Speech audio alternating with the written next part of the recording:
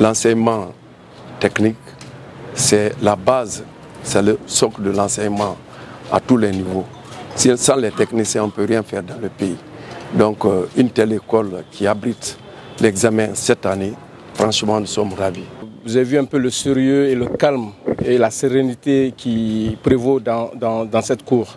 Et les premières impressions sont bonnes.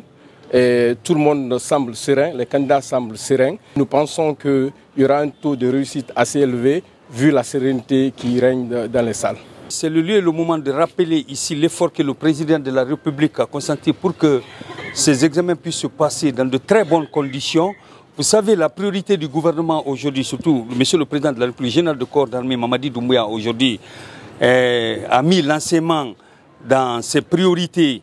C'est pourquoi vous voyez aujourd'hui nous sommes dans ce centre flambant neuf, il faut dire comme ça ici à l'ENAM.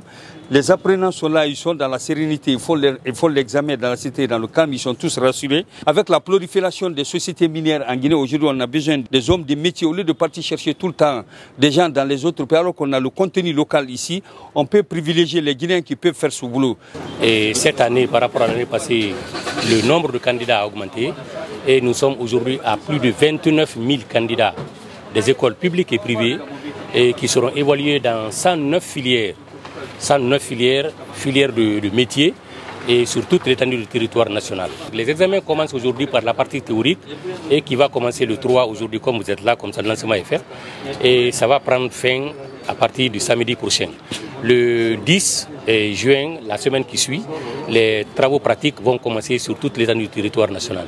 Les travaux pratiques vont s'étendre du 10 au 22, c'est-à-dire 2 semaines de travaux pratiques. Vous savez que l'enseignement technique, c'est à 80% de pratique et 30 ou 20% de théorie, il faut le dire. On est d'accord?